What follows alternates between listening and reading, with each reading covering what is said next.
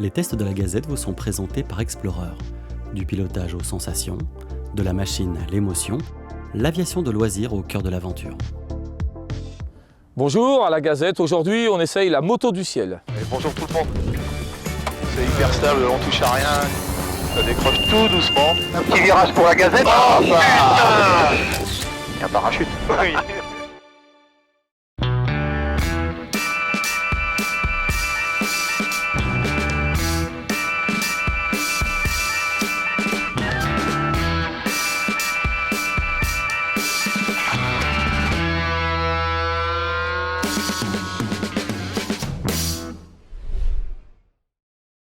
Bonjour à tous, bienvenue dans les essais machines de la Gazette. Aujourd'hui, on teste la moto du ciel.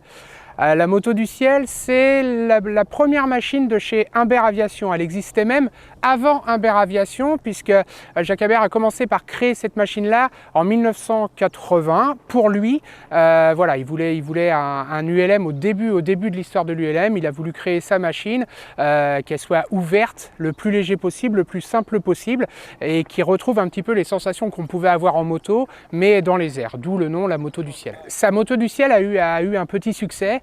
Et ça a été un ULM qui a été très demandé, notamment pour faire de l'école. Donc il a créé la société Humbert Aviation en 1984 pour pouvoir produire cet ULM de série. Du coup, il crée l'entreprise en 1984 et il commence à produire la moto du ciel. Il fera évoluer la version en 1989 avec une version carénée. Voilà, c'est une version avec un cockpit, un peu un cockpit d'autogire en fait qui est fixé devant.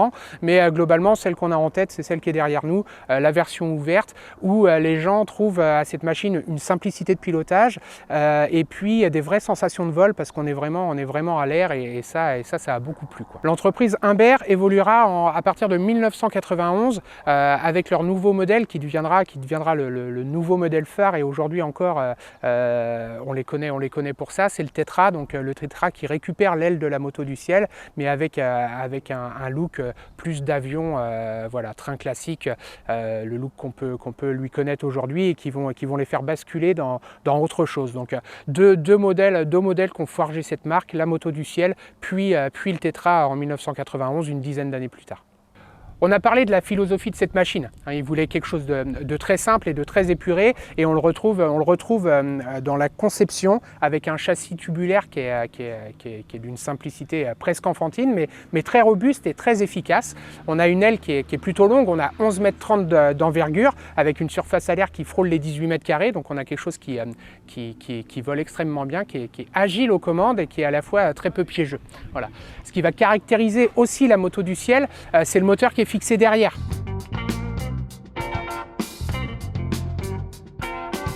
Au début de sa création, la moto du ciel a été montée avec un moteur Volkswagen qui avait été modifié, et c'est que quelques années plus tard qu'ils ont adapté le Rotax. Le 912 s'est jamais passé par la case 582 donc avec le 912 en 80 chevaux ou en 100 chevaux.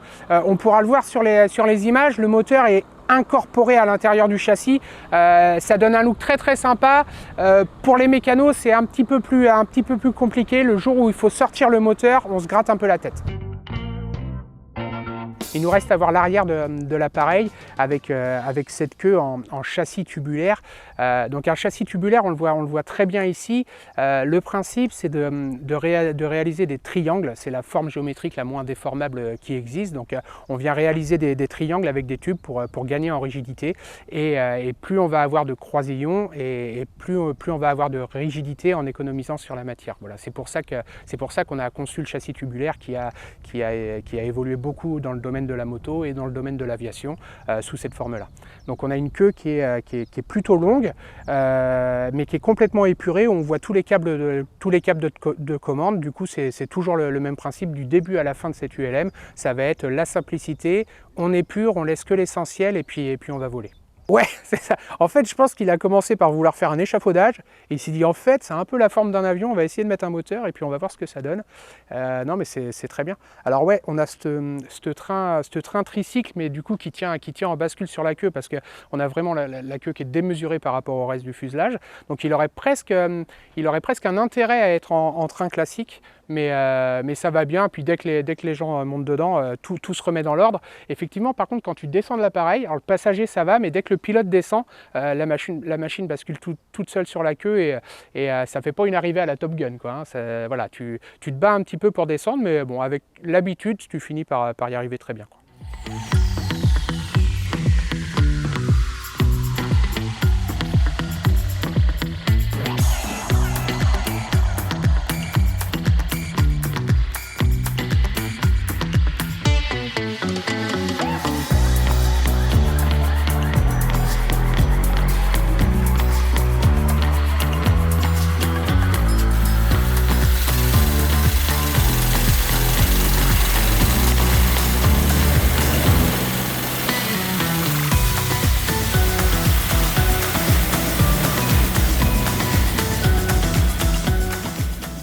Allez, bah c'est parti pour l'essai de la moto du ciel. Et exceptionnellement, on a mis Eddy devant, il voulait piloter un peu une moto du ciel.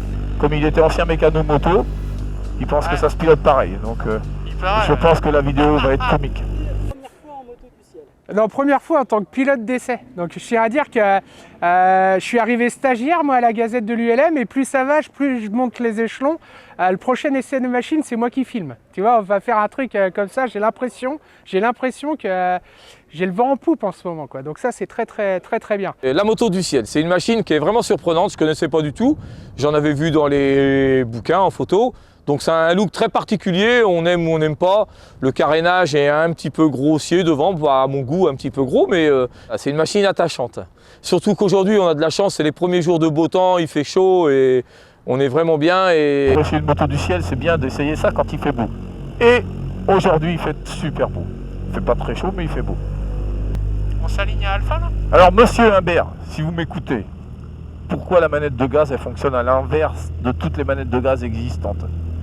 Ça, c'est un mystère pour nous. C'est vraiment dommage à l'arrière. Il faut pousser la manette vers l'avant pour ralentir et tirer pour accélérer. Et devant, c'est très particulier. C'est comme une manette de dérailleur qui est en haut du manche.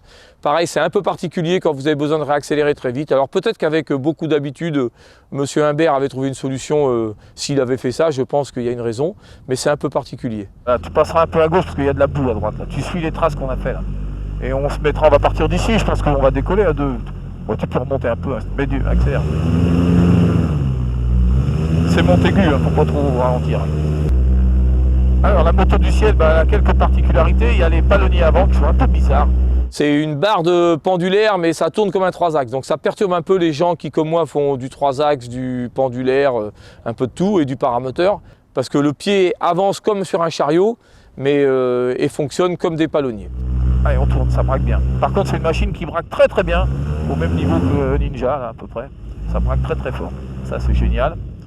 C'est une machine qui a une particularité, comme le moteur est un peu en hauteur, il y a un mouvement vers l'avant qui se fait au moment où on accélère. Donc on est obligé de décoller comme avec un autogire, on met le manche au ventre et on attend que la roue avant se soulève. Et dès que la roue avant se soulève, on sent la machine qui accélère et dans les 15 mètres, il décolle, quoi. Ça va très vite après. C'est parti, on y va. Allez, monte au ventre, vas-y. Vas-y, monte au ventre, voilà. Et t'attends que ça se lève, ça va mettre un peu de temps, parce que là le terrain est un peu mou. Ça y est, ça va lever dans pas longtemps. Laisse bien au ventre, hein.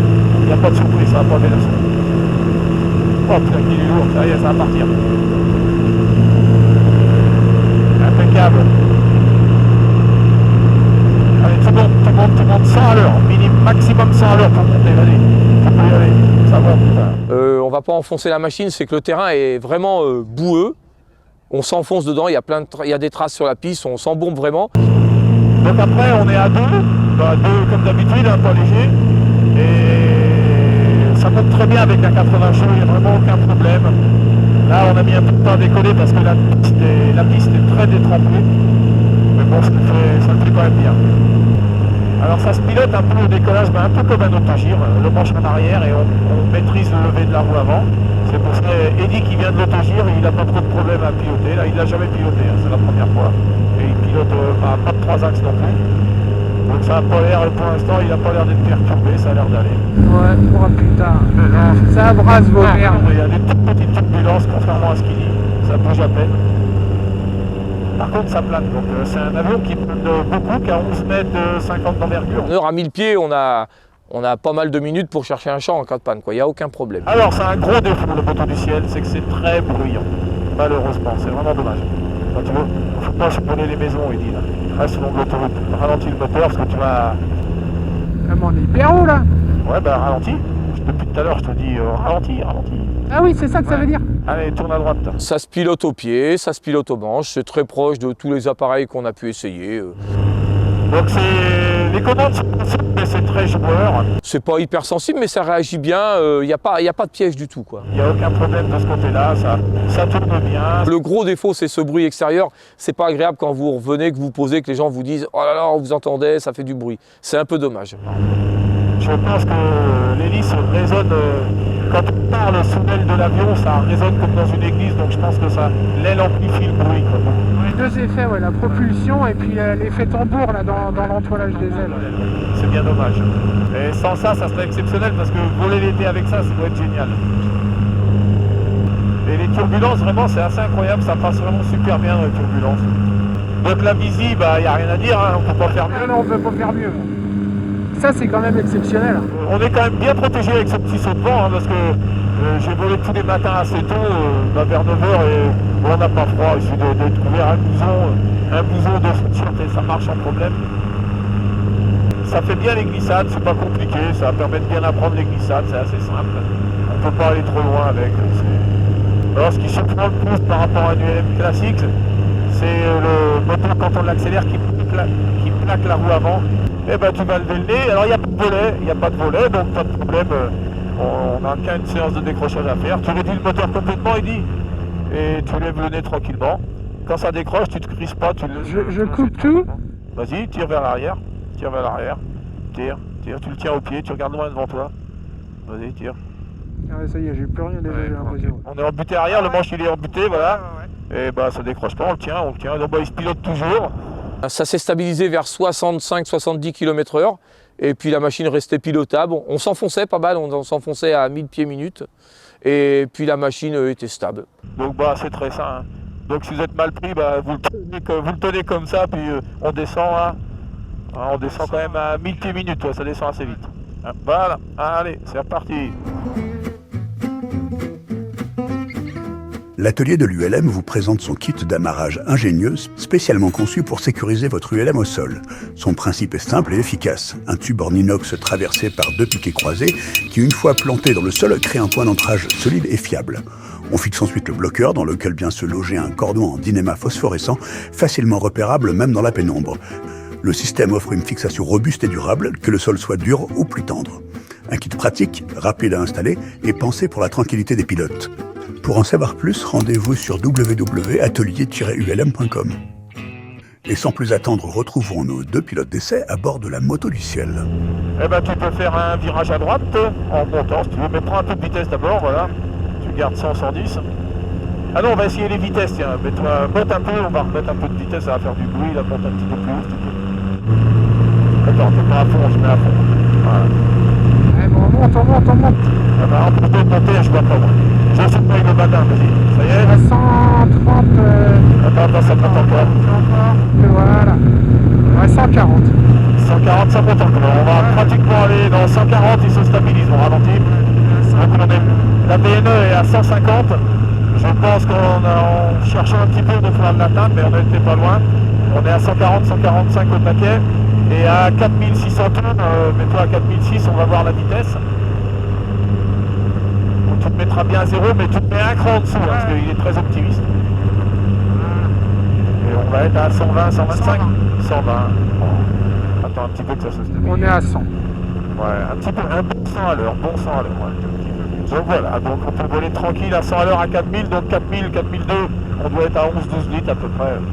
Ça permet de voler, ça fait moins de bruit. Et là en haut, nous on ne perçoit pas le bruit. Hein, donc, Non, pas du tout. Hein. Ça, c'est vrai que c'est incroyable. Ouais. Bah ouais, c'est pour ça, c'est surprenant. Hein. C'est très bruyant pour ceux qui sont au sol, pas pour nous. Donc là, on va essayer de faire des modifs, on va changer le pot d'échappement, on va voir ce qu'on peut faire sur cette machine. Elle est basée au club d'à côté, à la planche. D'ailleurs, on remercie André Retailleau. Donc voilà, merci à André en tout cas, pour le prêt de sa machine. Alors je ne sais pas combien il y a de motos de ciel qui volent en France, il en reste beaucoup, mais... Je sais pas, apparemment c'était très réputé pour l'école à l'époque. Bah ouais, parce que honnêtement, moi je fais de l'école pour André depuis 15 jours là, et c'est vraiment agréable à faire de l'école sur cette machine. Ouais, le seul truc qui me regêne, je ne vais pas me répéter, mais c'est le bruit qu'on me rapporte à l'extérieur. C'est vraiment dommage qu'on n'arrive pas à régler ce problème, on va voir. Parce qu'autrement, c'est vraiment génial. Puis je me vois voler au-dessus de la plage avec ça, quoi. Mais bon, c'est un peu comme tout ce qui est en propulsion, autogire, moto du ciel, tout ce qui a une hélice derrière, c'est assez bruyant, quoi, comme à chaque fois. Et on n'a pas l'impression qu'on emmerde toute la population. Non, c'est clair, c'est vraiment dommage. Ah ouais, c'est dommage, putain, parce que t'as vu, c'est marrant. Ah ouais, c'est exceptionnel. Dans un autogire, c'est génial. Et t'as vu, tu sens pas, il n'y a pas de turbulence là, mais même en bas, elles sont pas grosses, quoi. C'est vraiment... moi aussi, ça me plairait s'il n'y avait pas ce problème de bruit, quoi. Après, s'il y a un autre problème, c'est l'envergure. Pour le mettre dans les hangars, il fait 11,50 m, ça commence à prendre de la place, quoi. C'est pour ça, c'est surprenant comme machine. Au début, on est un peu inquiet parce qu'il y a du vide à droite, du vide à gauche. Mais après, non, ça va bien. Ouais, mais on s'y fait bien quand même. On s'y fait très vite, Elle est où la jauge à carburant là-dessus? Au-dessus de ma tête. Ah, c'est pas pratique ça. Autonomie, alors ça dépend du régime bien sûr, mais on a 50 litres. Donc vous faites les calculs, 3 heures à 15 litres, à 12 litres un peu plus, et puis à 20 litres, vous n'avez plus que 2 heures et demie, quoi. Il reste 30 litres à peine. Ouais, ça va. 25. Ah mais ça c'est pas pratique par contre. Bah si, tu lèves la tête, ça marche. Ah putain, tu la vois pas là. En place arrière quoi. Ouais, on voit bien. Derrière, on voit bien. Bon, te voilà convaincu de la moto du ciel. Ah ouais, clairement, déjà de... Ah, ouais. Le siège, il tient, tout, impeccable. Non mais c'est vrai que quand tu montes dedans, tu te dis, putain c'est...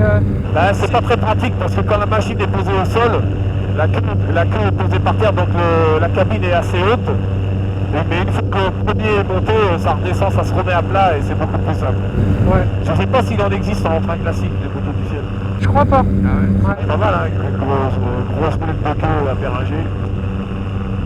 On va voler longtemps, on est bien assis dedans.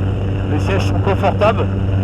Et c'est surprenant, on se sent vraiment bien, on a l'impression qu'on peut vraiment tenir des heures là-dedans sans aucun problème, s'il ne fait pas froid, hein, parce que si ça caille, bien sûr, c'est une machine ouverte, mais on est vraiment bien installé, il n'y a pas de problème.